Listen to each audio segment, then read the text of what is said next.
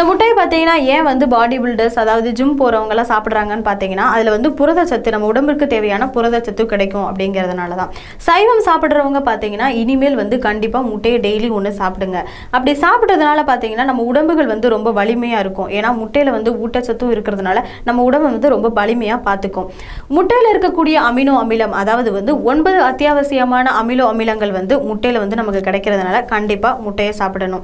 அது இல்லாமல் பார்த்தீங்கன்னா முட்டையில் வந்து ஏகப்பட்ட பயன்கள் இருந்தாலும் கூட கண்டிப்பாக குழந்தைகள் தினமும் சாப்பிட்றதும் இல்லாமல் அதை வந்து அதாவது முட்டையை வந்து தினமும் சாப்பிட முடியலன்னா கூட வாரத்திற்கு 3 அல்லது 4 முறையாவது கண்டிப்பாக முட்டை சாப்பிடணும். முட்டை சாப்பிட்டோம் அப்படின்னா நம்ம உடம்புகள் வந்து ரொம்ப வலிமை பெறும். சரிங்க, இனிமேல் வீட்டில் குழந்தைகளாக இருந்தாலும் சரி பெரியவங்களாக இருந்தாலும் சரி எல்லாருக்கும் வாரத்திற்கு குறைஞ்சது 3 அல்லது 4 முறையாவது முட்டை கொடுங்க அப்படின்னு சொல்லிட்டு